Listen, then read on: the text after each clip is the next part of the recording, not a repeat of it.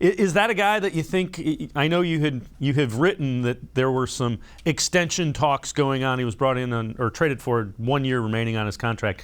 Do you see him as a guy that they want back? I know he's a little up there in age, but you mentioned the veteran presence. That's something I would think you want. This is still a really young team and will be a really young team next year. Yeah, I don't think there's any doubt that the Cavs would like him back.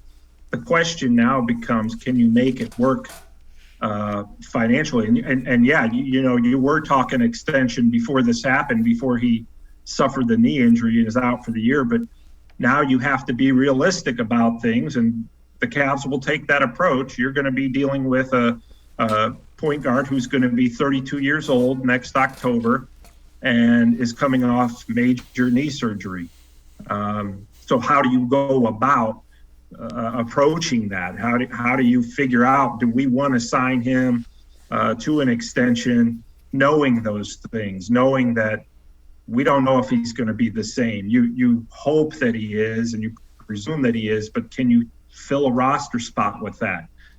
That's something they need to figure out and are probably going to determine during the off season. That all of a sudden, I don't know that those extension talks are going to result in anything right now, but it's probably going to be delayed because of the injuries. So that really throws a wrench into things, in terms of whether or not you continue on with Ricky Rubio. But as I said earlier, he brings so much more to what they're doing than just the actual on the court stuff. He brought that veteran presence in the locker room and helped in practice with Garland and some of the other young players. So from that standpoint, yes, you're going to want him back, but can you afford to take a roster spot if you think he can't be the same guy when he comes back from major knee surgery?